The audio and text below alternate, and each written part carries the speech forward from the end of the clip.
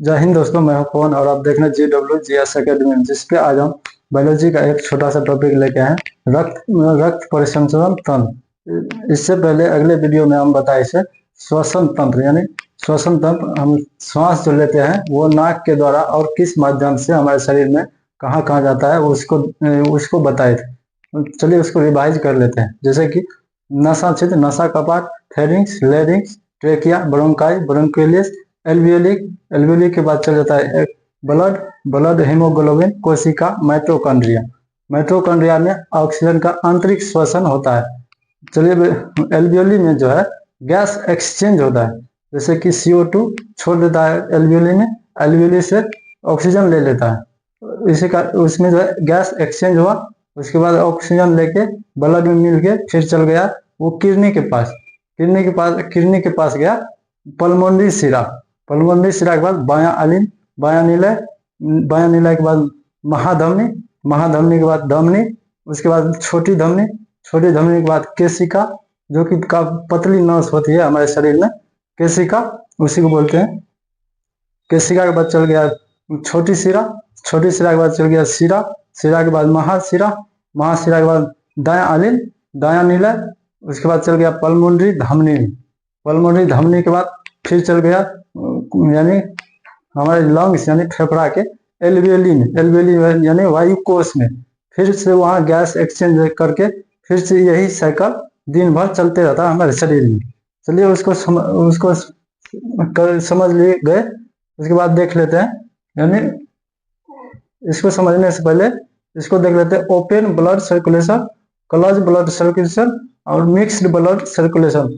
Open blood circulation वो जीव में होता है, उस जीव में होता है जिसमें जो है बाहरी शरीर के बाहर में कंकाल यानी हड्डी होता है, जैसे कि घोंघा, सीप, सितुआ और भी जलीय जीव होता है। उसके बाहरी भाग, शरीर के बाहरी भाग में उसका कंकाल होता है।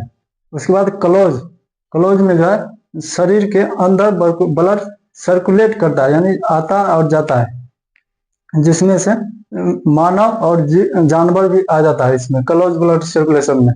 उसके बाद मिक्स्ड में है, ओपन भी है और क्लोज भी है, दोनों मिक्स्ड में काम करता है। जैसे कि मछली के शरीर में ओपन ब्लड सर्कुलेशन काम करता है। आप देखते होंगे कि मछली में जो है नस जो है नहीं रहता है, वही जो है नस मछली के पूंछ में होता है। चलिए इसको समझ गए, इसको समझ लेते हैं।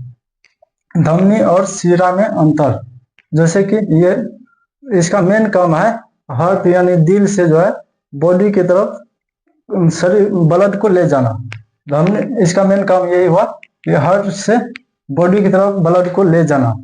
उसके बाद है प्रेशर, इसमें जो है 120 मिलीग्राम होता है, 120 मिलीग्राम प्रेशर होता है। भाग में, शरीर के आंतरिक भाग में पाया जाता है।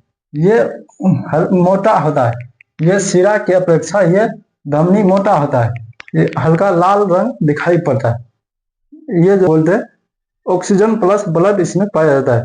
इसमें वाल्व जो है, वाल्व नहीं पाया जाता है। वाल्व जैसे कि हम अपने चापाकल में जो है पानी एक ही तरफ आता है, नीचे नहीं जाता है, उसी को वाल्व बोलते हैं। चलिए इसको समझ लें। इसको अब इसमें देखते हैं अंतर। ये जो है बॉडी से हार्ट यानी दिल की तरफ ब्लड को लाता है, शरीर के विभिन्न भागों से ब्लड को दिल की तरफ लाता है शुद्ध करने के लिए। इसमें जो है ऑक्सीजन CO2 प्लस ब्लड होता है।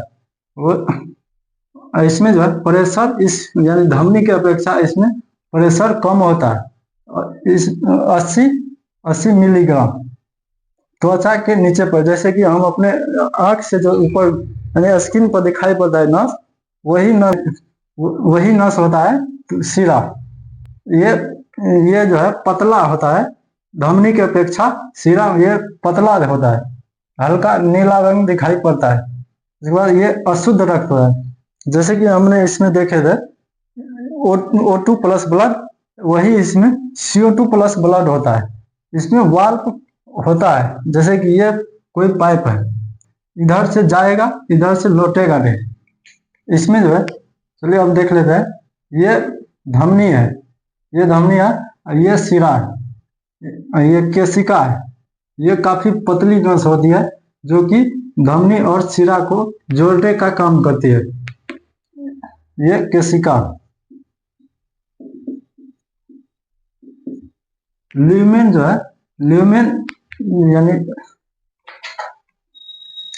ये केशिका है। ल्यूमेन, ल्यूमेन जो है मान के चलिए ये पाइप है, कोई पाइप के अंदर में जो ये खाली भाग है इसी को ल्यूमेन बोलता है। जैसे कि ल्यूमेन इसमें छोटी होती है, ल्यूमेन यानी ये खाली स्थान जो है इसमें छोटी होती है, इसकी यानी इसकी अपेक्षा इसमें छोटी होती है, वही इसमें बड़ा दिखाई पड़ता है ल्यूमेन। चलिए इस वीडियो के माध्यम से इस टॉपिक के प्रति समझ में आया हो। मिलते हैं नेक्स्ट वीडियो में, तब तक के लिए जय हिंद।